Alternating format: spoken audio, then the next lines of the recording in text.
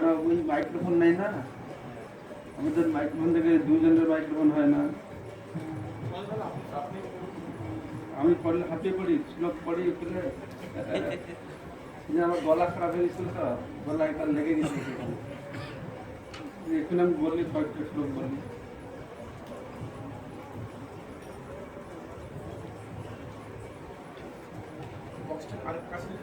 ओम ज्ञानतिमिरन्धस्य ज्ञानाञ्जनशलाकया चक्षुरुन्मिलितं येन तस्मै श्रीगुरवे नमः।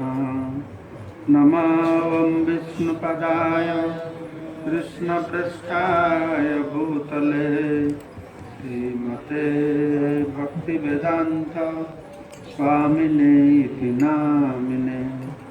नमस्ते सरस्वती देवे गौरवाणी प्रचारिणे निर्विशेष शून्यवादी पाश्चात्य देशतारिणे। वाञ्छाकल्पतरुभ्यश्च कृपा सिन्धुभ्यैव च पतितानं पावनेभ्यो वैष्णवेभ्यो नमो नमः। जय श्री कृष्ण चैतन्य प्रभु नित्यानंद श्री अद्वैत गदाधर शिवासादि हरे कृष्ण कृष्ण कृष्ण हरे हरे, हरे राम राम राम हरे हरे। मुखं करोति वाचालं पंगुलं गिरिं यत्कृपातमहं वन्दे परमानन्दमाधवं श्रीगुरुदिनतारिणं श्री चैतन्येश्वरं नमः। এইটা গরম এখানে, এই লাইটটা গরম নাকি? হ্যাঁ গরম না, এটা লাগিয়েছিল না?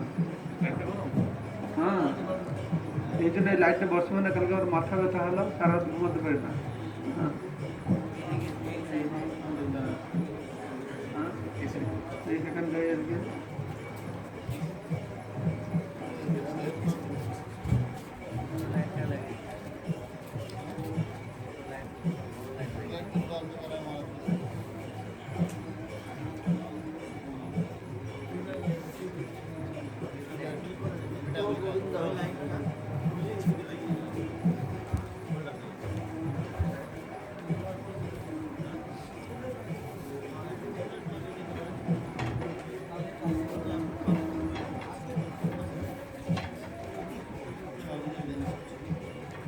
হরে বল, হরে কৃষ্ণ। তো আমরা আজকে শ্রীল হরিদাস ঠাকুর নির্যান শ্রবণ করব। হরিদাস ঠাকুর কিভাবে সুন্দর পরিবেশে দেহত্যাগ করেছে। তো প্রভুপাদ বলছেন, সাধন করো ভজন করো মরতে জানলে হয়। সাধন ভজন করো, কিন্তু কি করে মরতে হবে শিখো। এই জগতে সব মানুষ কি করে ভালো বাঁচবে তার জন্য চেষ্টা করে, কিন্তু কেউ চেষ্টা করে না কি করে ভালোভাবে মরতে হবে। ভালোভাবে মরতে মানে কি? ভালোভাবে মৃত্যু মানে কি? যে অন্তে নারায়ণ স্মৃতি, মৃত্যুর সময় ভগবানকে স্মরণ করতে পারে যেন। কেননা জং জং বাপি স্মরণ ভাবম তেজন্তে অন্তে কলেবরম তং তঙ্গাবেতে কন্তে সদা তদ্ভাবিত। কৃষ্ণ বলছেন, মৃত্যুর সময় আমাদের চেতনা যেরকম থাকবে, আমাদের সেই রকম পরবর্তী গতি বা জন্ম হবে।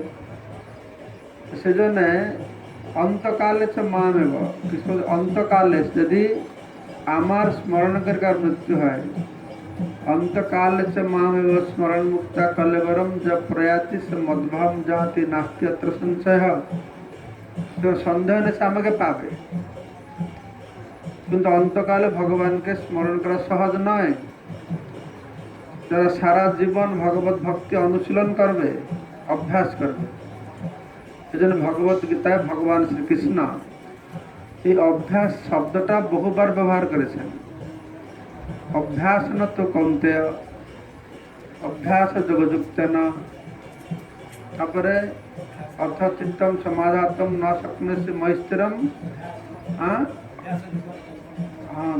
মাম ইচ্ছাপ্তুম ধনঞ্জয়। আর কি আর কিছু অভ্যাস আছে? অভ্যাস না করবে, এরকম বহু শব্দ অভ্যাস।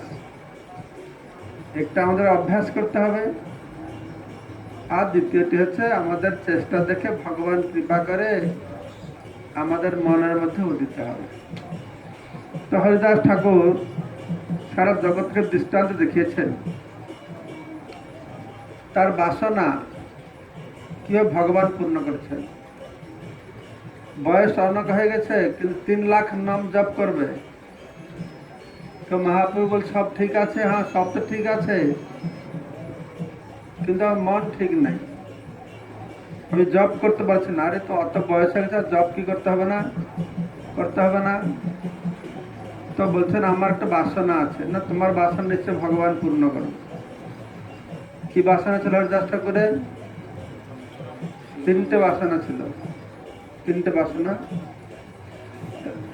আমি যখন দেহত্যাগ করবো, শ্রীকৃষ্ণ চৈতন্য এই নাম উচ্চারণ করতে থাকবো, আর আপনার মুখমণ্ডলকে আমার চক্ষু দিয়ে দর্শন করতে থাকবো, আর আপনার চরণ কমল আমার হৃদয়ে ধারণ করতে পারবো। এইভাবে যেন আমার মৃত্যু হয়। তো চৈতন্য মহাপ্রভু সারা জগৎবাসীকে শিখিয়েছেন যে ভগবত ভক্তি করতে হলে কোন জাতি কোথায় জন্ম হয়েছে তা বিচার হয় না। অবশ্যই এমনি তো হরিদাস ঠাকুর ব্রহ্মা প্রহ্লাদ সেটা পূর্বের জীবনের কথা, এই জীবনে দেখতে গেলে নিচু জাতি মনে হয়। তো সারা জগৎবাসীর জন্য মহাপ্রভু তাকে নামাচার্যকে প্রতিষ্ঠা করেছে। তিনি হচ্ছেন নামাচার্য। তারপরে মহাপ্রভু হরিদাস ঠাকুর দেহ রক্ষা করার পরে নিজে হাতে তাকে তুলে ধরেছেন, গিয়ে সমুদ্রকে গর্ত করে তার দিব্য শরীরকে তার ধৌত করে, চরণ ধৌত করে স্নান করেছেন। মহাপ্রভু বলছেন এতদিন ধরে সমুদ্র তীর্থ ছিল, আজকে তোমার চরণ যে ধৌত জল হলো, এটা মহাতীর্থে পরিণত হয়ে গেল, এই মহাসাগর। তা সেখানে গর্ত করে বালু দিয়ে, তারপরে লবণ দিয়ে, তারপরে তাকে সমাধি করেছেন মহাপুরুষ নিজে হাতে। যারা এই এখানে উপস্থিত তাদের মহিমা গান করছেন। তবে নিজে গিয়ে জগন্নাথ মন্দিরে প্রসাদের কাছ থেকে ভিক্ষা করে সবাইকে খাওয়াইছেন, উৎসব করেছেন। পুরীতে সে হরিদাস ঠাকুর সমাধি এখনো রয়েছে। কারা কারা গিয়েছ, কারা কারা দেখেছ? সেখানে নিত্যানন্দ, অদ্বৈত আরো মহাপ্রভু মূর্তি দেখেছ? সর্বত্র মহাপ্রভু দাঁড়িয়ে থাকে না, সব জায়গায় দাঁড়িয়ে থাকে, হাত তোলে থাকে, হাত আশীর্বাদ থাকে। সেখানে হাত এইরকম করে বসে আছে কেন? না, ওখানে ওরা গিয়ে পরে জপ করতো, মহাপ্রভুকে জপ করতেন ওখানে। নিত্যানন্দ প্রভু, অদ্বৈতাচার্য, এই হরিদাস ঠাকুরের সমাধি দেওয়া হলো, সেখানে ওরা জপ করতেন। সেজন্য সেখানকার মূর্তিটা এইরকম রাখা আছে, হাতটা এইরকম আছে। আর কোথায় এরকম দেখি না তো? আচ্ছা, এরকম কোথায়? আর কোথায় নেই। সবাই নৃত্য করছে, হাত তুলেছে, বা এরকম ভঙ্গি আছে, সেখানে জপ করছে। আজকে আমরা সে ছিল হরিদাস ঠাকুর নির্যান। হরিদাস নির্যান যেন ভীষ্মের নির্যান। ভীষ্মদেব যেরকম ইচ্ছা অনুসারে তার মৃত্যু হয়েছিল। ভীষ্মদেব অপেক্ষা করেছেন সে উত্তরায়ণ হবে, ঠিক সময়ে আসবে। ভগবান তার সামনে আসছেন, ভগবানকে দর্শন করলো, তারপরে ওর দেহত্যাগ করলো। বুঝতে পারছ? হরিদাস ঠাকুর সেই রকম। আজকে আমরা সেই হরিদাস ঠাকুরের এই নির্যান লীলা শ্রবণ করবো। জোরে জোরে বলবে, তাহলে ওরা ওটা ক্যাচ করবেন, ক্যাচ করবেন। কালকে আস্তে আস্তে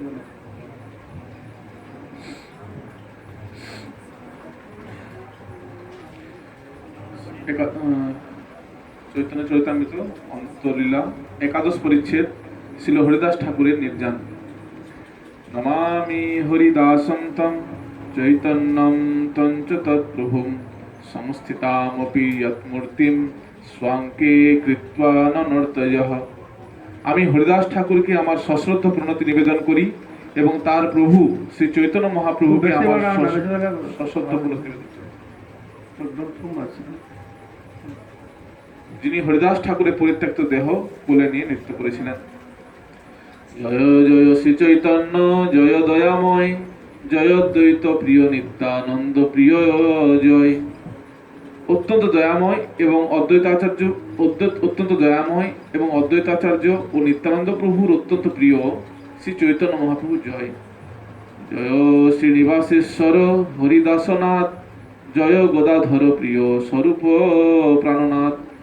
শ্রীনিবাস ঠাকুরের ঈশ্বর, হরিদাস ঠাকুরের প্রভু, গদাধর পণ্ডিতের প্রিয় এবং স্বরূপ দামোদরের প্রাণনাথ সেই শ্রী চৈতন্য মহাপ্রভু জয়।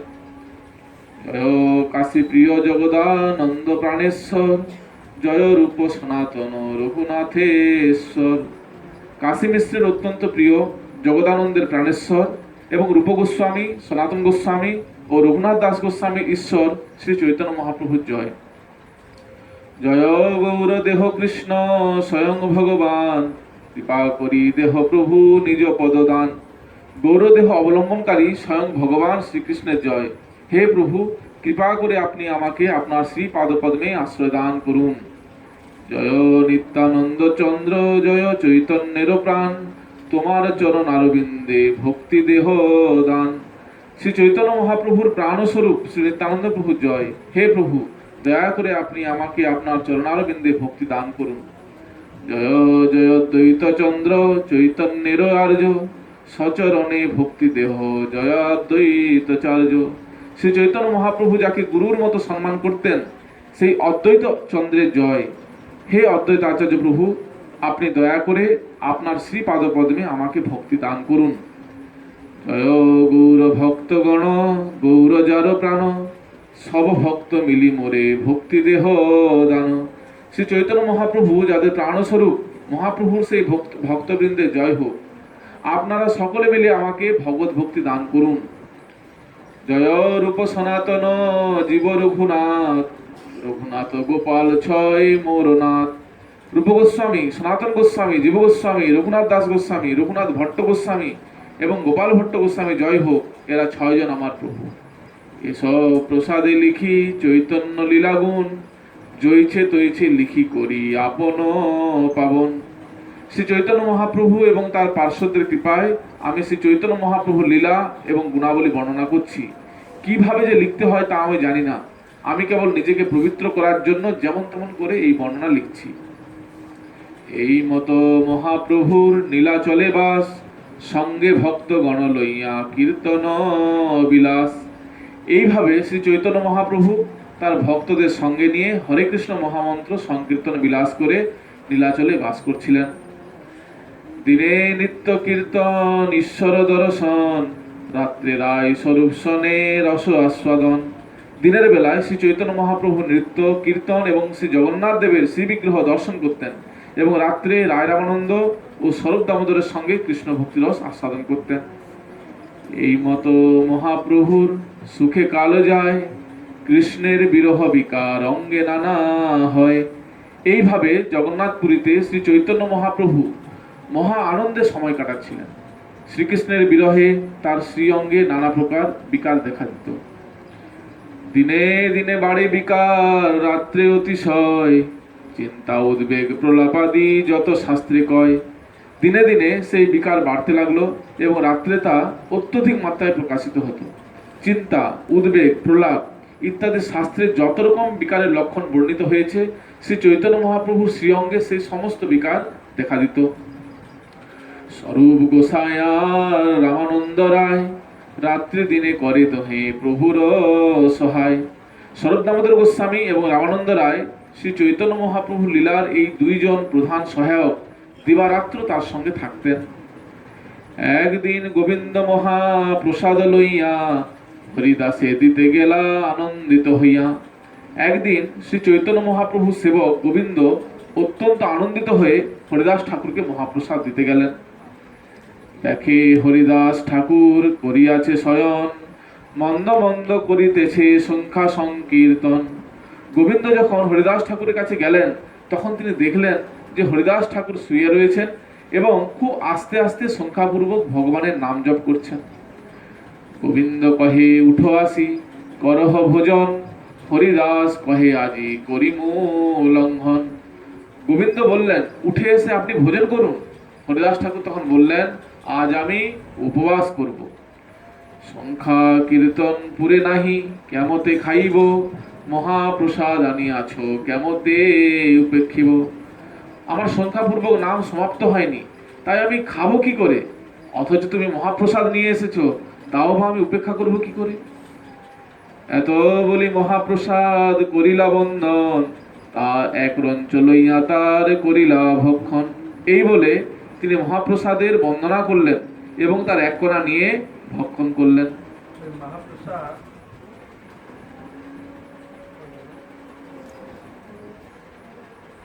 হরে কৃষ্ণ হরি বল। তো মহাপ্রসাদ জগন্নাথপুরীতে বলা হয়, মহাপ্রসাদ শাস্ত্রে বলা হয়েছে যে জগন্নাথ প্রসাদ অত শ্রেষ্ঠ মহান যে প্রাপ্ত মাত্রেণ ভক্তব্য। তুমি যেই পরিস্থিতি থাকো না কেন, যেখানে থাকো না কেন, জগন্নাথ প্রসাদ সামনে আসলে সঙ্গে সঙ্গে খেতে হবে, তাহলে প্রসাদের অসম্মান হয়ে যাবে। শাস্ত্রের সূচিতে বলা আছে জগন্নাথ প্রসাদ অত শ্রেষ্ঠ, অত শুদ্ধ পবিত্র, কোনো পাতে কুকুর খাচ্ছে কুকুরের মুখ থেকে নিয়ে খাওয়া যাবে। হ্যাঁ, তো মহাপ্রসাদ হচ্ছে সেই রকম। তো একবার এটা বলছিল আমাকে, একাদশী হয়েছে, একাদশী তিথিতে তো আমরা অন্ন প্রসাদ পাই না, পুরীতে সবাই পায়, জগন্নাথ প্রসাদ পায়। ওরা এখন একটা ছোট্ট মন্দির বানিয়েছে, একাদশী মন্দির, দেখেছ? বলছে এখানে জগন্নাথ একাদশীকে জগন্নাথ বেঁধে রেখে দিয়েছে, তুমি অত বড় হয়ে গেল, তোমার তিথিতে আমার প্রসাদ পাবে না। কারণ জগন্নাথ পুরী জগন্নাথ মহাপ্রসাদ থেকে ওটা আলাদা করে ওরা দেখে, যে কোনো প্রসাদকে ওরা তো প্রসাদ বলে গ্রহণ করে না। মানে মহাপ্রসাদ অন্য সব সারা প্রতি যত এটা হচ্ছে প্রসাদ, তো জগন্নাথ প্রসাদে মহাপ্রসাদ পরিপালনরা বলে। অন্য কোন প্রসাদ থেকে মহাপ্রসাদ হলো রেগে যায়। আমাদের একবার ভক্তিকুটিতে পান্ডাদের ডেকেছিলাম, আমরা বললাম মহাপ্রসাদ পাবে আসো। তারা হচ্ছে মহাপ্রসাদ পুরী মহাপ্রসাদ, আর এসে দেখছে আমাদের গিরিধারী প্রসাদ। মহাপ্রসাদ কোথায়? আমরা তো প্লেটটা যে আসে অল্টার থেকে ওটা রেখেছে মহাপ্রসাদ, এটাকে মহাপ্রসাদ, হ্যাঁ জগন্নাথ প্রসাদ শুধু মহাপ্রসাদ, এগুলো মহাপ্রসাদ নাই। তারা রাগ করতো। তো তো ওরা জানে না, কিন্তু আমি ওদের জন্য ওকিলাতি করি যে ওদের কথাটা যুক্তিযুক্ত। কেন? জগন্নাথ প্রসাদটাই মহাপ্রসাদ। আমরা মহাপ্রসাদ কাকে বলি? যেটা অল্টারতে যায় এটা মহাপ্রসাদ, তাই না?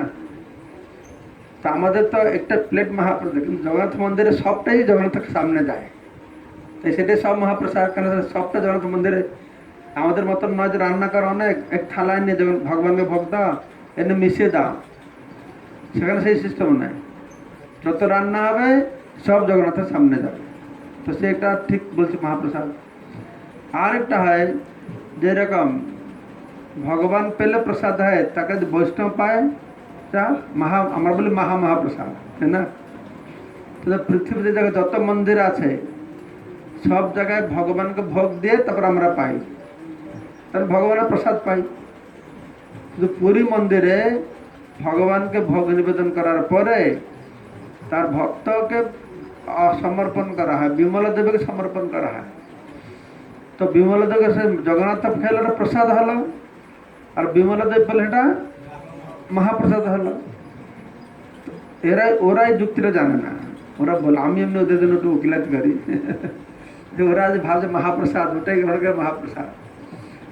তো আমরা তো একাদশী দিলে জগন্নাথ প্রসাদ পাবো না, ওরা সব পায়। মহাপ্রভু বলেছেন না, তা তার পরের দিন আমরা সম্মান করব। তো একবার একাদশী হয়েছে, তো হরিদাস ঠাকুর নাম জপ করছেন, তো একজন পান্ডা মহাপ্রসাদ নিয়ে চলে এসছে। তখন কী হবে? তো সমস্যা পড়ে গেছে, যদি এই প্রসাদ পাবে তাহলে একাদশী ভঙ্গ হয়ে যাবে, আর প্রসাদ না পেলে মহাপ্রসাদ চরণে অপরাধ হয়ে যাবে। তো হরিদাস ঠাকুর খুব চিন্তা পড়ে গেছেন, কী করবে? তো হরিদাস ঠাকুর বলছেন যে ঠিক আছে, তো মহাপ্রসাদটা পাওয়ার আগে আগে তো প্রসাদের মহিমা গান করতে হয়। আমাদেরকে মহাপ্রসাদ দিয়ে গোবিন্দে নম্র মহিমা গান করতে হয়। তো হরিদাস ঠাকুর করেছেন, তখন মহিমা গান শুরু করেছেন। তো মহিমা সারা দিন সারা রাত মহিমা গান করছেন। তারপর দিন সূর্য উদয় হয়েছে, মানে পালনের সময় হয়ে গেছে, তখন প্রণাম করে মহাপ্রসাদ পেয়েছেন। ভগবানকে ভগবান ভক্তকে বুদ্ধি দেয়, দাদা আমি বুদ্ধি জগম।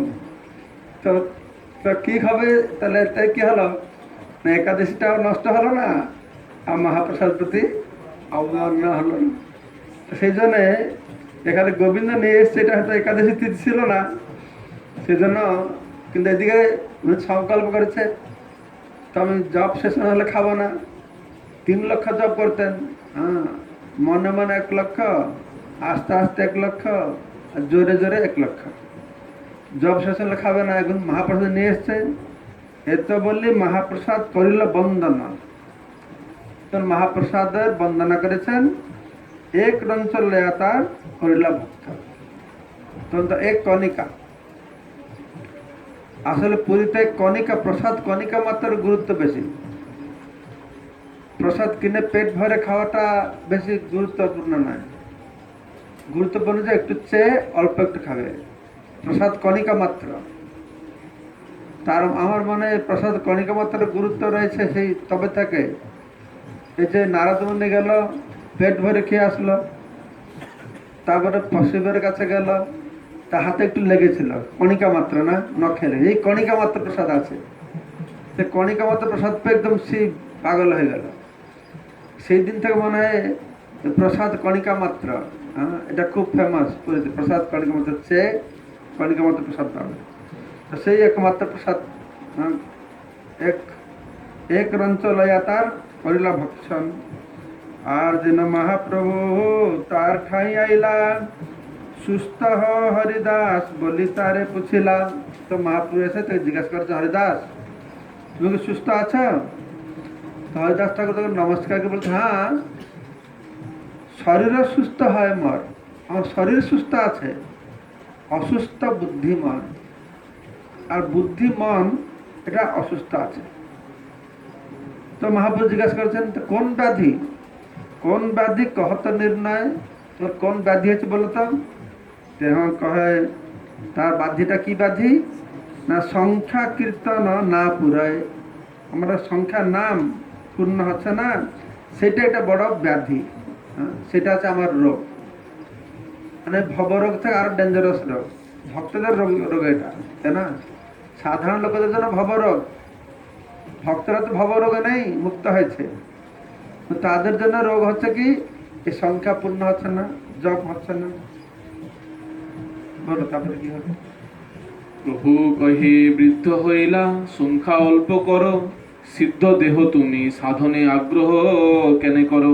শ্রী চৈতন্য মহাপ্রভু বললেন, তুমি এখন বৃদ্ধ হয়েছ, তাই তুমি এখন নাম সংখ্যা অল্প করো, তুমি ইতিমধ্যে সিদ্ধিপ্রাপ্ত হয়েছ, সুতরাং সাধন ভক্তির অনুশীলনে এত আগ্রহ কেন করো?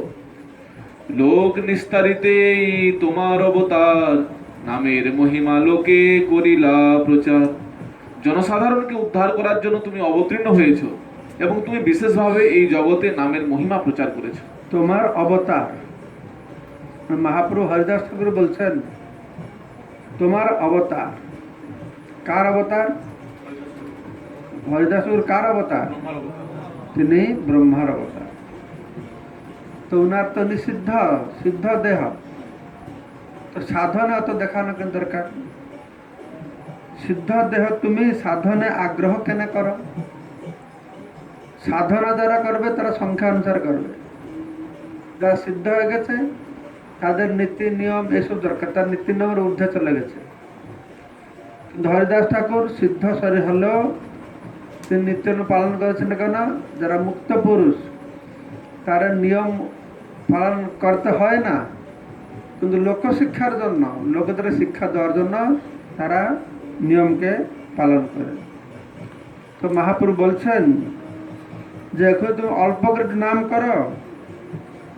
তো হরিদাস ঠাকুর বলছেন, হ্যাঁ আপনি যেটা বলছেন ঠিক বলছেন, সুনমর সত্যবত, সুনমর সত্য নিবেদন, আমরা একটা নিবেদন করছি, আপনার কাছে শ্রবণ করুন। তো সেখানে তিনি বর্ণনা করে বলছেন যে কিভাবে মানে ভক্ত সবসময় নিজেকে কত নগণ্য বলে মনে করে। এইটাই হচ্ছে পার্থক্য বাহিরের জগৎ আর ভক্তদের মধ্যে। বাহিরের জগতের মানুষরা সবসময় মনে করে আমি কত শ্রেষ্ঠ, আমি কত মহান, সবসময় নিজের গরিমাকে বড়াইকে দেখাতে চায়। কিন্তু ভক্ত কি করে? দেখাতে চায়? দেখাতে চায় তো দূরের কথা, সে নিজে অনুভবই করে না যে আমি অত মহান বলে। ভক্ত সবসময় অনুভব করে হীন জাতি জন্মমর নিন্দ কলেবর। হরিদাস ঠাকুর বলছেন হীন কর্মের অতি মুই অধম পামর। আমার হীন জাতি, কলেবরটা হীন, অস্পৃশ্য, অদৃশ্য অস্পৃশ্য মর অঙ্গীকার কইলা, অদৃশ্য অস্পৃশ্য মরে অঙ্গীকার কইলাম, রৌরব হইতে কাড়ি মরে বৈকুণ্ঠে চড়াইলাম। আমি হচ্ছে অস্পৃশ্য, অস্পৃশ্য কি অদৃশ্য, আমাকে দেখলে লোকেদের পাপ হবে, আমি অত নিচু, আমাকে রৌরব থেকে উদ্ধার করে বৈকুণ্ঠে স্থান দিয়েছ।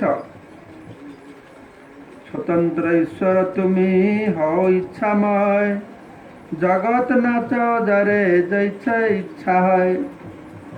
তুমি তো স্বতন্ত্র ঈশ্বর, তুমি সারা জগৎকে তোমার ইচ্ছা অনুসারে সারা জগৎকে তুমি নাচাচ্ছ। তা আমাকে তুমি এরকম কৃপা করে অনেক নাচিয়েছ, অনেক নাচাইলাম মরে প্রসাদ করিয়া। কিভাবে না? বিপ্রের সধাপাত্র খাইনু ম্লেচ্ছ হইয়া। আমি ম্লেচ্ছ হই যবন ঘরে জন্ম লাভ করে বিপ্রের শ্রদ্ধাপাত্র শ্রাদ্ধপাত্র গ্রহণ করেছিলাম। অদ্বৈত আচার্য যখন তার মা না বাবাকে দেহ রেখেছেন, শ্রাদ্ধ হবে, ব্রাহ্মণদেরকে না ডেকে হরিদাস ঠাকুরকে ডেকেছেন। হরিদাস ম্লেচ্ছ, তাকে ডেকেছেন, বলছেন আমি 1000 ব্রাহ্মণকে এত পয়সা খরচ করবো কেন? এক বৈষ্ণব খাওয়া হলে 1000 ব্রাহ্মণের খাওয়া হয়ে যায়। এক বৈষ্ণব যদি গ্রহণ করে তাহলে 1000 ব্রাহ্মণ খাওয়া হয়ে যায়। তো সেক্ষেত্রে এখানে বলা হচ্ছে যে ম্লেচ্ছ পরিবার জন্ম হলেও হরিদাস ছিলেন ভগবানের মহান ভক্ত। তো তখন বলছেন যে আমার মনে একটা বাসনা আছে, এই বাসনা আপনি পূর্ণ করবেন। এক বাঞ্ছা হয় মোর বহুদিন হইতে, লীলা সম্বরিবে তুমি লয় মোর চিত্তে। তো ভক্ত তো ভগবান কথা বুঝতে পারে, ভক্তের প্রার্থনায় ভগবান আসে। আর ভগবান কবে যাবে ভক্ত জানে। ভক্ত নির্দেশ নিয়ে ভগবান তার ধামে ফিরে যান। কার নির্দেশে ভগবান ফিরে গেলেন? চৈতন্য মহাপ্রভুকে নির্দেশ দিল ফিরে যাও বলে। যে ডেকে নিয়ে এসেছিল, কে ডেকে নিয়ে এসেছিল? অদ্বৈত আচার্য। তাকে বললেন যে তুমি, তোমার কাজ হয়ে গেছে, এবার যেতে পারো। তো হরিদাস ঠাকুর বুঝতে পেরেছেন মহাপ্রভু লীলা সম্বরণ করবেন। তখন মহাপ্রভু বয়স বেশি ছিল না। বলছেন যে আমি সেই তোমার সেই বিরহ লীলা আমি দর্শন করতে চাই না। সেই লীলা প্রভু মরে কভু না দেখাইবা, আপনার আগে মোর শরীর পাড়িবা। সেই লীলা আমি দেখতে চাই না, আপনার আগে যেন আমি শরীর ত্যাগ করি। তা আমার একটা ইচ্ছা আছে। সেই ইচ্ছাটা কি? হৃদয়ে ধরিমু তোমার কমল চরণ। আমার হৃদয়ে তোমার চরণ কমলকে ধারণ করব। নয়নে দেখিমু তোমার চাঁদ বদন, তোমার বদন কমলকে আমি চক্ষুতে দর্শন করতে থাকব। জিহ্বায় উচ্চারিমু তোমার কৃষ্ণ চৈতন্য নাম। এই তিনটে বাসনা, এই মতো মোর ইচ্ছা ছাড়িমু পরাণ। তা আমার ইচ্ছা এইভাবে যদি আমি এই দেহত্যাগ করতে পারি, এই কৃপা করুন।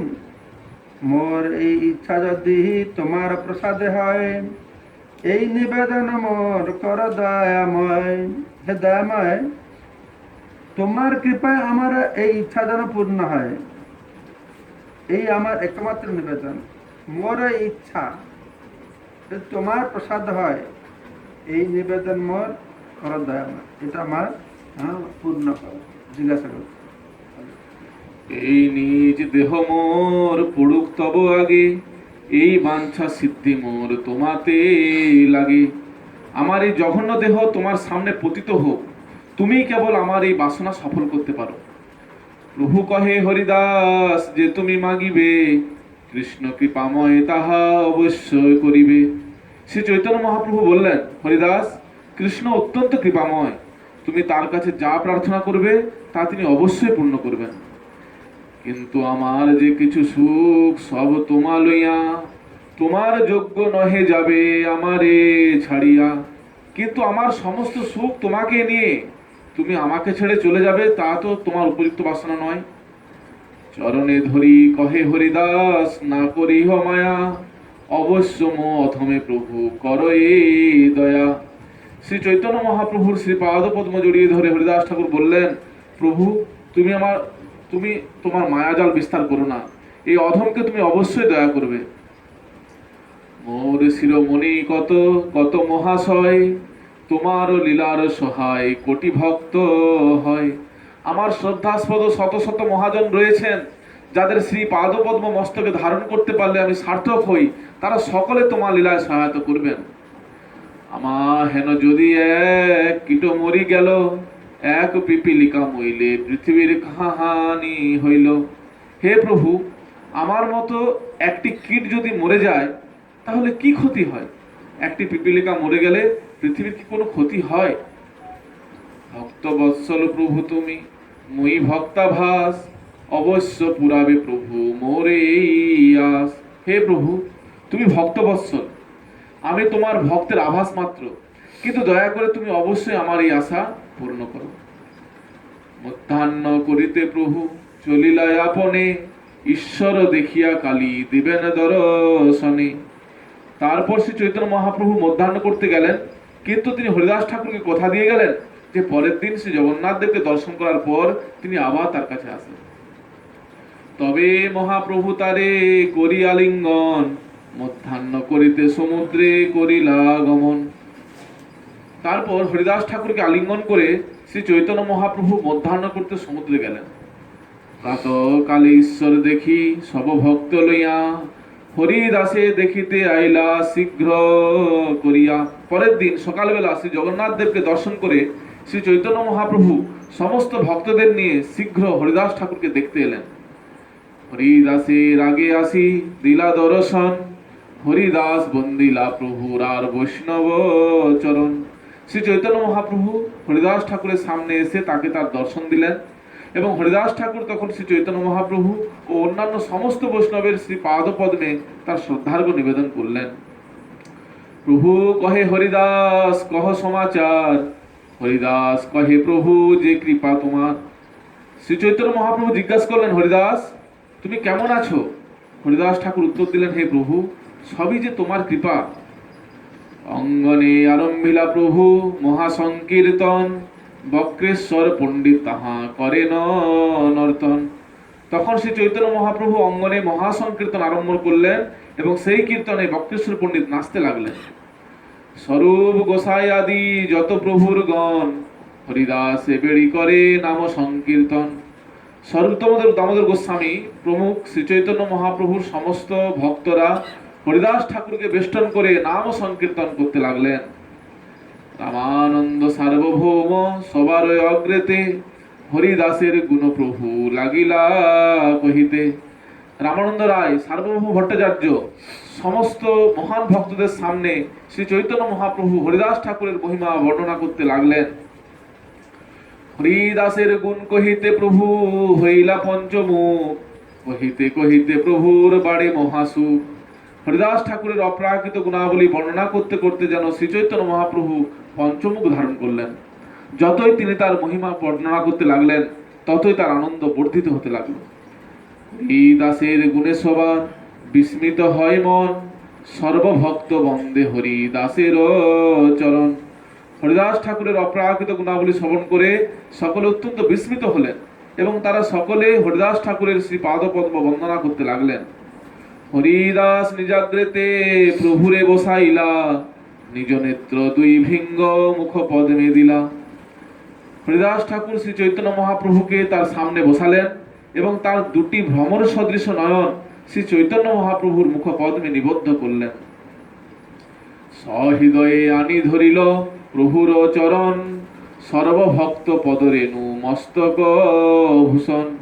শ্রী চৈতন্য মহাপ্রভু শ্রী পাদ পদ্ম তিনি তার হৃদয়ে ধারণ করলেন এবং সমস্ত ভক্তদের পদরেণু মস্তকে গ্রহণ করলেন। শ্রীকৃষ্ণ চৈতন্য শব্দ বলেন বারবার, প্রভু মুখ মাধুরী পিয়ে নেত্রে জলাধার। তিনি বারবার বলতে লাগলেন, শ্রীকৃষ্ণ চৈতন্য, শ্রীকৃষ্ণ চৈতন্য, শ্রীকৃষ্ণ চৈতন্য। এবং শ্রী চৈতন্য মহাপ্রভুর মুখপদ্মের মাধুরী পান করে তার চোখ দিয়ে অনর্গল ধারায় অশ্রু ঝরে পড়তে লাগলো। শ্রীকৃষ্ণ চৈতন্য শব্দ করিতে উচ্চারণ, নামের সহিত প্রাণ কইল উৎক্রমণ। হরি বল। শ্রীকৃষ্ণ চৈতন্য নাম উচ্চারণ করতে করতে তিনি এই জগৎ থেকে অপ্রকট হলেন। মহাযোগেশ্বর প্রায় দেখি স্বচ্ছন্দে মরণ, ভীষ্মের নির্যান সবার হইল স্মরণ। সিদ্ধিপ্রাপ্ত মহান যোগীর মতন হরিদাস ঠাকুরকে এইভাবে স্বচ্ছন্দে দেহত্যাগ করতে দেখে সকলের ভীষ্মদেবের নির্যানের কথা মনে হলো। হরি কৃষ্ণ শব্দে সবে করে কোলাহল, প্রেমানন্দে মহাপ্রভু হইলা বিহল। হরি বল। সমস্ত একটা গান গাইতো, নামটা ভুলে গেল, ভিকারি চরণ নাকি তার নাম, হ্যাঁ ভিকারি বল না, হরিচন্দন কি নিমাই হরিচন্দন, নিমাই হরিচন্দন আমি দেখেছি, খুব সুন্দর গাইতো, পূর্ণ স্টাইলের গান, খুব রেকর্ড আছে।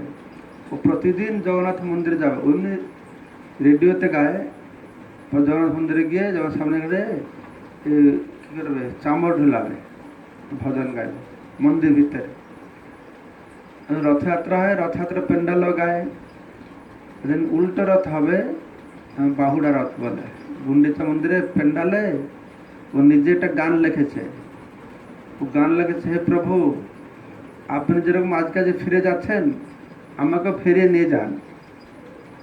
ও গানটা গেয়ে বাড়িতে গিয়েছে, শুয়েছে, বাস চলে গেছে। আমার এখন মনে আছে, আমাদের বাড়িতে একটা বুড়ি মা ছিল। বুড়ি মা, আমাদের উড়িষ্যাতে একটা সিস্টেম আছে কি, বুড়ি মা কেউ মারা গেলে একটা বাল্লি সজ্জা করে, মানে তুলসীর নিচে বাল্লি সজ্জা করে, ওর উপরে ওই মৃতদেহকে রাখে, তার সদ্গতি হবে। বুড়িমা সকাল উঠে স্নান টান করেছে, ঠাকুর পূজা করেছে, ভোগ লাগিয়ে ভোগ পেয়েছে, তারপর নিজের হাতে তুলসী গাছের নিচে গিয়ে বালি সজ্জা বানিয়েছে, বালি সজ্জা বানিয়ে তারপরে শুয়েছে, বাস চলে গেছে। তো এইটা বললে সাধন করো, ভজন করো, মরতে জানলে হয়। তাহলে এরকম সাধনা তারা জানতো যে কখন যাবে, ইচ্ছা মৃত্যু। হরিদাস ঠাকুর ভীষ্মদেব ইচ্ছা মৃত্যু, ভীষ্মদেব ছিল সেরকম ইচ্ছা মৃত্যু। হরিদাসের তনু প্রভু কোলে উঠাইয়া, অঙ্গনে নাচেন প্রভু প্রেমাবিষ্ট হইয়া।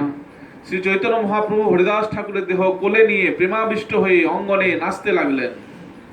প্রভুর আবেশে অবশ সর্বভক্তগণ, প্রেমাবেশে সবে নাচে করেন কীর্তন। শ্রী চৈতন্য মহাপ্রভুর আবেশে সমস্ত ভক্তরা তখন আবিষ্ট হলেন এবং সেই প্রেমাবেশে তারা সকলে নৃত্য কীর্তন করতে লাগলেন। এই মতে নৃত্য প্রভু কইলা কতক্ষণ, স্বরূপ গোসাই প্রভুরে করাইল সাবধান। এইভাবে শ্রী চৈতন্য মহাপ্রভু কিছুক্ষণ নাচলেন এবং তখন স্বরূপ দামোদর গোস্বামী তাকে মনে করিয়ে দিলেন যে হরিদাস ঠাকুরের দেহ নিয়ে অন্যান্য কৃত্য সম্পাদন করা বাকি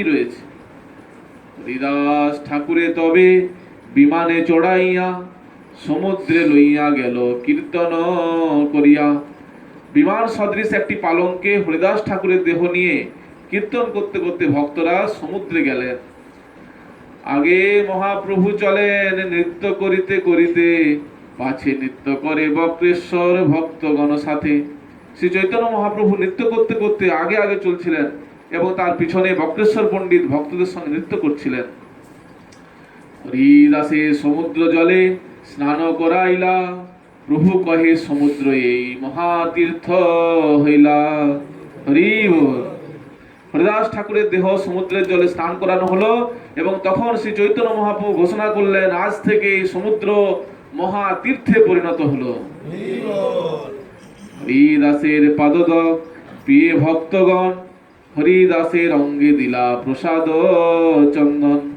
সমস্ত ভক্তরা তখন হরিদাস ঠাকুরের পাদদক পান করলেন এবং শ্রী জগন্নাথ দেবের প্রসাদী চন্দন হরিদাস ঠাকুরের অঙ্গে লেপন করা হলো।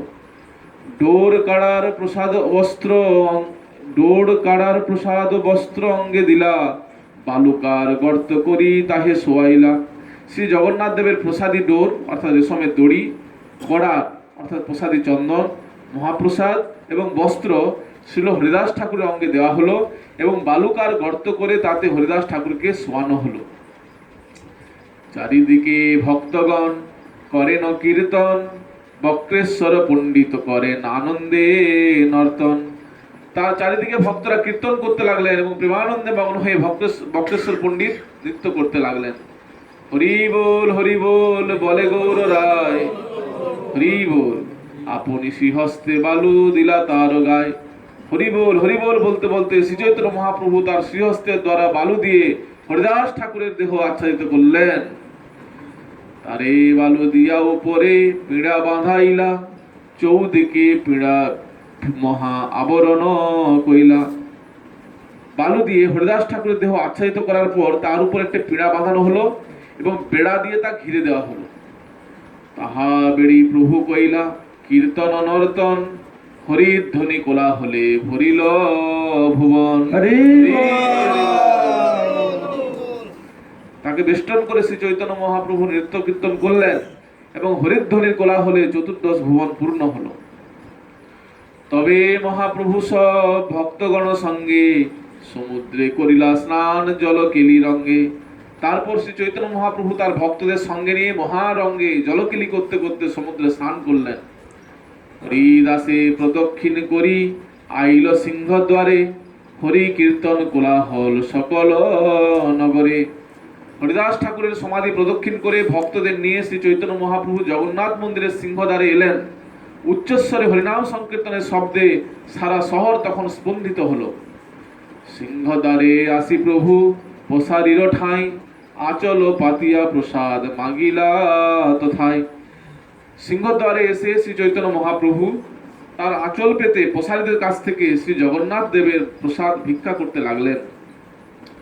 হরিদাস ঠাকুরের মহোৎসবের তরে প্রসাদ মাগিয়ে ভিক্ষা দেহ তয় আমারে। শ্রী চৈতন্য মহাপ্রভু তাদের বললেন, হরিদাস ঠাকুরের মহোৎসবের জন্য আমি প্রসাদ ভিক্ষা করতে এসেছি, দয়া করে আমাকে ভিক্ষা দিন। শুনিয়া প্রসারী সব চাংড়া উঠাইয়া, প্রসাদ দিতে আসে তারা আনন্দিত হইয়া। প্রসাদ এসে গেছে, আনন্দ।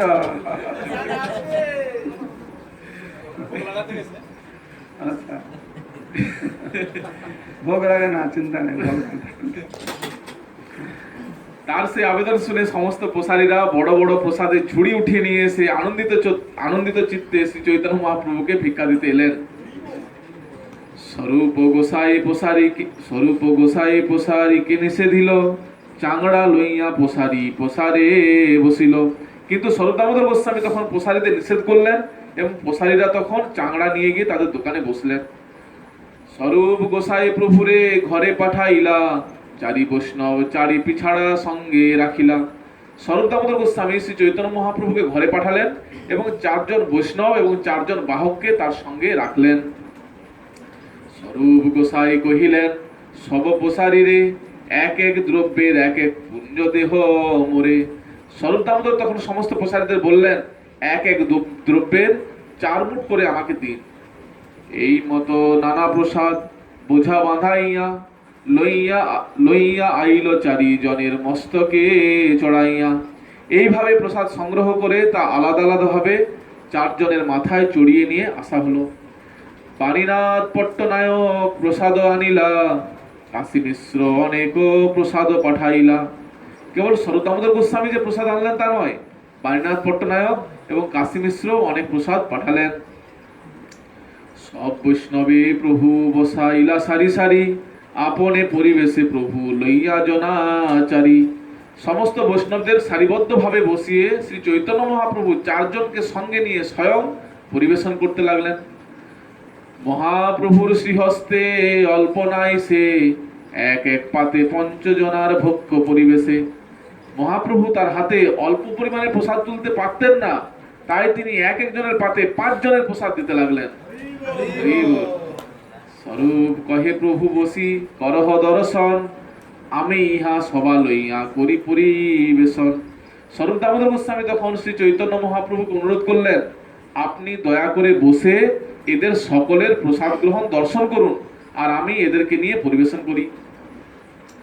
স্বরূপ জগদানন্দ কাশীশ্বর শঙ্কর চারিজন পরিবেশন করে নিরন্তর। স্বরূপ দামোদর, জগদানন্দ, কাশীশ্বর এবং শঙ্কর এই চারজন নিরন্তর প্রসাদ বিতরণ করতে লাগলেন। প্রভু না খাইলে কেহ না করে ভোজন, প্রভুরে সে দিনে কাশী মিশ্রের নিমন্ত্রণ। শ্রী চৈতন্য মহাপ্রভু প্রসাদ গ্রহণ না করলে সেখানে সমবেত ভক্তরা প্রসাদ গ্রহণ করতে অস্বীকার করলেন। কিন্তু সেদিন মহাপ্রভুর কাশী মিশ্রের গৃহে নিমন্ত্রণ ছিল। আপনে কাশী মিশ্র আইলা প্রসাদ লইয়া, প্রভুরে ভিক্ষা করাইলা আগ্রহ করিয়া। তাই কাশী মিশ্র স্বয়ং প্রসাদ নিয়ে সেখানে এলেন এবং মহা যত্ন করে শ্রী চৈতন্য মহাপ্রভুকে প্রসাদ খাওয়াইলেন। পুরী ভারতীর সঙ্গে প্রভু ভিক্ষা কইলা, সকল বৈষ্ণব তবে ভোজন করিলা। পরমানন্দ পুরী এবং ব্রহ্মানন্দ ভারতীর সঙ্গে একত্রে বসে শ্রী চৈতন্য মহাপ্রভু প্রসাদ গ্রহণ করলেন এবং তখন সমস্ত বৈষ্ণবেরা ভোজন করতে শুরু করলেন।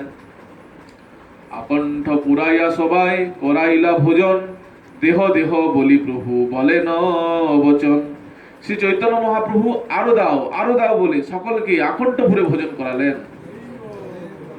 ভোজন করিয়া সবে কইলা আচমন, সবারে পরাইল প্রভু মাল্য চন্দন। ভোজন করার পর সকলে আচমন করলেন এবং শ্রী চৈতন্য মহাপ্রভু তখন সকলকে মালা এবং চন্দন পরালেন। প্রেমাবিষ্ট হইয়া প্রভু করেন বরদান, শুনি ভক্তগণের জুড়ায় মনস্কান। প্রেমাবিষ্ট হয়ে শ্রী চৈতন্য মহাপ্রভু তখন সমস্ত ভক্তদের একটি বরদান করলেন, যা শুনে সমস্ত ভক্তদের মনস্কামনা পূর্ণ হলো। হরিদাসের বিজয়োৎসব যে কইল দর্শন, যে ইহা নৃত্য কইল যে কইল কীর্তন, যে তারে বালুকা দিতে করিল গমন, তার মধ্যে মহোৎসবে যে কইল ভোজন। অচিরে হইবে তা সবার কৃষ্ণ প্রাপ্তি, হরিদাস দর্শনে হয় ওইছে শক্তি। হরি বল। শ্রী চৈতন্য মহাপ্রভু বর দিলেন যে হরিদাস ঠাকুরের বিরহ মহোৎসব দর্শন করলো, যে তাতে নৃত্য করলো, যে কীর্তন করলো, যে তার শ্রীঅঙ্গে বালুকা দিতে গমন করলো, যে তার মহোৎসবে ভোজন করলো, তাদের সকলেরই অচিরে কৃষ্ণ প্রাপ্তি হবে। হরিদাস ঠাকুরের দর্শনের এমনি শক্তি। তাই আমাদের জড়ভরত প্রভু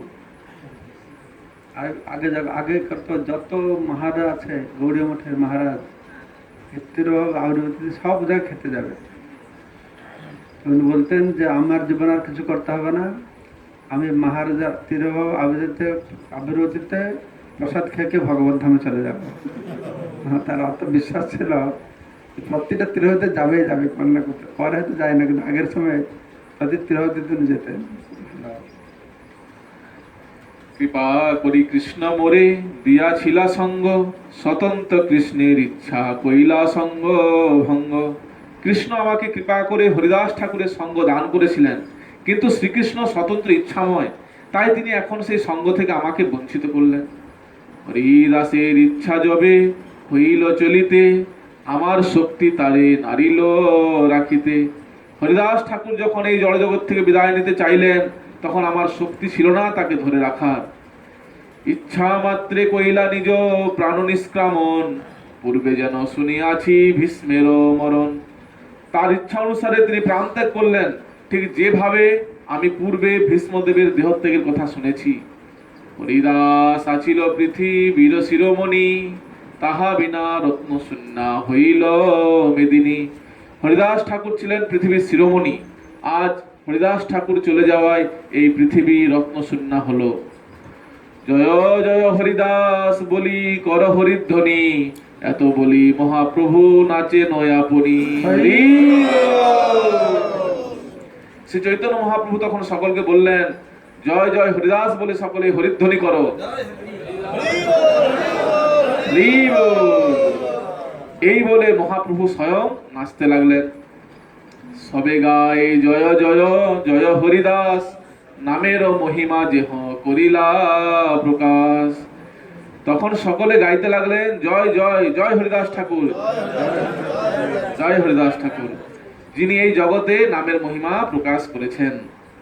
তবে মহাপ্রভু সব ভক্তে বিদায় দিলা, হরস বিষাদে প্রভু বিশ্রাম করিলা।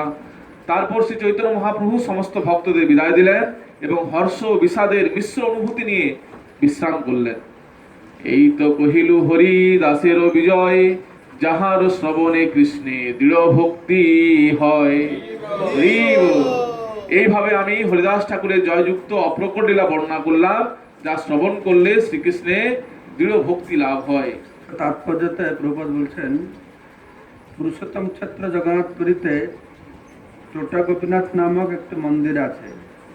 টোটা গোপীনাথ থেকে সমুদ্র তীরে গেলে সমুদ্রের উপরেই হরিদাস ঠাকুর সমাধি এখনো বর্তমান। প্রতি বছর অনন্ত চতুর্দশী দিন এখানে হরিদাস ঠাকুরের বিরহ মহোৎসব হয়।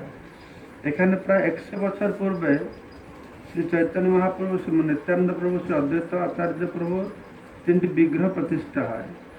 কেন্দ্রাপড়ার ভ্রমরবর নামক জনৈক উৎকলবাসী মন্দিরে এই বিগ্রহ সকল প্রতিষ্ঠা করার জন্য অর্থ দান করেছিলেন। এই সেবা টোটা গোপীনাথের গোস্বামীদের তত্ত্বাবধানে ছিল। এখন এই মন্দির বিকৃত হয়ে অন্যের হস্তগত হয়েছে, তারা সেবা চালাচ্ছেন। হরিদাস ঠাকুরের সমাধি মন্দিরের কাছেই ছিল ভক্তিবিনোদ ঠাকুর। তার ভজনের স্থান ভক্তিকুটি নির্মাণ করেন। 1329 বঙ্গাব্দে এই ভক্তিকুটিতে পুরুষোত্তম মঠ নামক গৌড়ী মঠের একটি শাখা প্রতিষ্ঠিত হয়। ভক্তি রত্নাকর গ্রন্থ 3য় তরঙ্গে বর্ণিত হয়েছে, শ্রীনিবাস শীঘ্র সমুদ্রের কূলে গেলা, হরিদাস ঠাকুরের সমাধি দেখিল। শ্রীনিবাস ঠাকুর এসেছেন পরবর্তী সময়ে, তখন তিনি গিয়ে সমুদ্রে গিয়ে হরিদাস ঠাকুর সমাধি দর্শন করেছেন। ভূমিতে পড়িয়া কইলা প্রণতি বিস্তর, ভাগবত গণ শ্রী সমাধি সন্নিধানে, শ্রীনিবাসে স্থির কইলা সস্নেহ বচনে। সমস্ত ভক্তরা গিয়ে সমাধির কাছে গিয়ে, শ্রীনিবাস তো খুব মানে কি এরকম ভক্তর বিরহ সহ্য করতে পারছে না।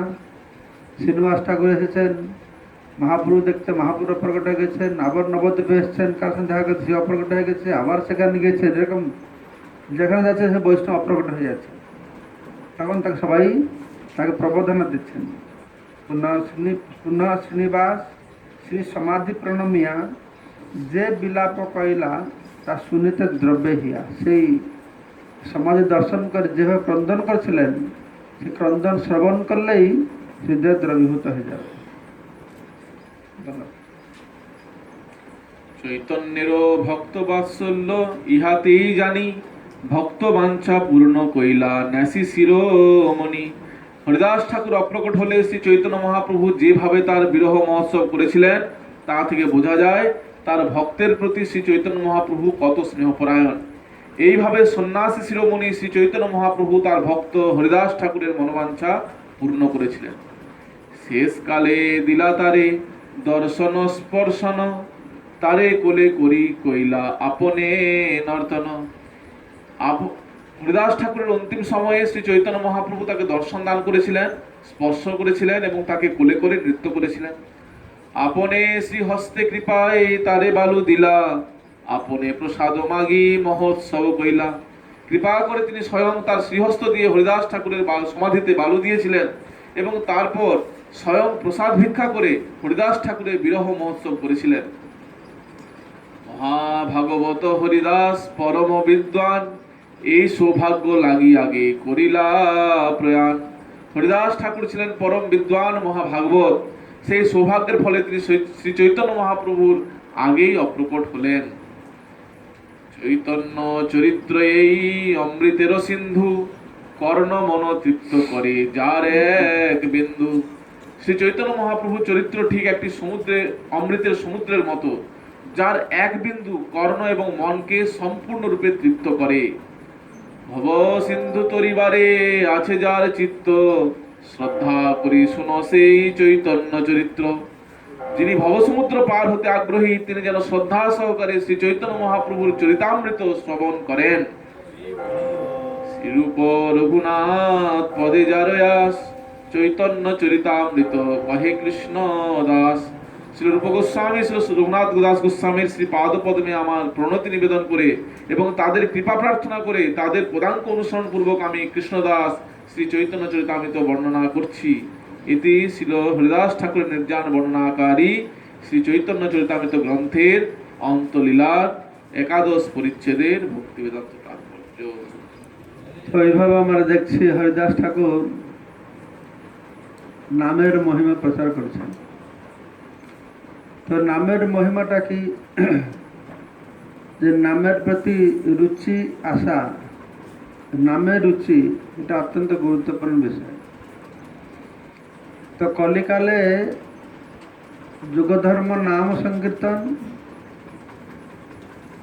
যার লাগে মহাপ্রভু অবতীর্ণ হয়েছেন এই যুগধর্ম প্রচার করতে। তো কলিকালে তো ভগবান এই নাম রূপে অবতীর্ণ হয়েছেন। তো এই নামে কি করে রুচি হবে, এটা যে গুরুত্বপূর্ণ বিষয় একটা। আসলে নামের মধ্যে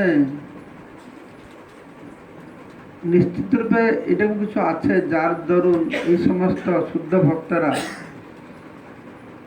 নাম করলে ছাড়তে পারতো না। আমাদের মতন নয় যে কি করে ষোলমালা শেষ হলে এটা রক্ষায় বাবা, ষোলমালা হয়ে গেছে। তো তাদের সেরকম ছিল না। ছিল রূপ গোস্বামী তার কি ললিত মাধব না বিদগ্ধ মাধব বইতে একটা শ্লোক লিখেছিলেন। পুরীতে এসেছেন, তখন মহাপুরুষ ছিলেন। এই হরিদাস ঠাকুর যখন থাকেন ভজন কুটিরে, তাকে সেই শ্লোক রূপ গোস্বামী সেখানে থাকতেন, হরিদাস ঠাকুর সঙ্গে থাকতেন। তো তিনিও মন্দিরে যেতেন না। তিনি ব্রাহ্মণ ঘরে জন্ম হলেও যেহেতু ম্লেচ্ছ জন্মদের কাজ করছিলেন, রাজার কাছে কাজ করছিলেন, তো নিজেকে পতিত বলে মনে করতেন। তো উনি এটা শ্লোক পড়ে শুনিয়েছেন। যে শ্লোক শুনে হরিদাস ঠাকুর পর্যন্ত আশ্চর্য হয়ে গেছেন। সেই শ্লোকে রূপ গোস্বামী লিখেছেন, তুণ্ডে তাণ্ডবিনী বিতনুতে তুণ্ডাবলী লব্ধয়ে কর্ণকোডে কর্মিনী ঘটয়তে কর্ণ অর্বুদ্ধব স্প্রিয়া চেত প্রাঙ্গণ সঙ্গিনী বিজয়তে সর্বেন্দ্রেণ কৃতি ন জানে জনিতা কিয়দ্ভি কৃষ্ণ ইতি বর্ণদয়ম। এই যে কৃষ্ণ, এই দুটো বর্ণ মানে কি অক্ষর, এই দুটো অক্ষরের মধ্যে ন জানে জনিতা কিয়দ্ভি অমৃত, এর মধ্যে কি অমৃত, অদ্ভুত অমৃত রয়েছে। যে তুণ্ডে তাণ্ডবেনে বিতনুতে তুণ্ডাবলী লব্ধায়, এটা মুখে একবার আসলেই মনে হয় একটা মুখ কেন, আমার হাজার হাজার মুখ থাকলে মন ভরে এই নাম আমি উচ্চারণ করতাম। কর্ণ কোড়ে কড়ম্বিনী ঘটাইতে কর্ণ অর্বুদ্ধব স্পৃহা, এই নামের এরকম প্রভাব। কর্ণ গহ্বর দিয়ে প্রবেশ করলে অত আনন্দ আসে, মনে হয় আমার অর্বুত অর্বুত কর্ণ যেন হয়, অর্বুত কর্ণ দিয়ে যেন ভগবানের নামকে আমি শ্রবণ করতে পারি। চেত প্রাঙ্গণ সঙ্গিনী বিজয়তে সর্বেন্দ্রেণাঙ্কৃতি, চেত প্রাঙ্গণে এই ভগবানের নাম উদয় হয়, তখন সমস্ত ইন্দ্রিয়ের কার্যকলাপকে স্তব্ধ করে দেয়।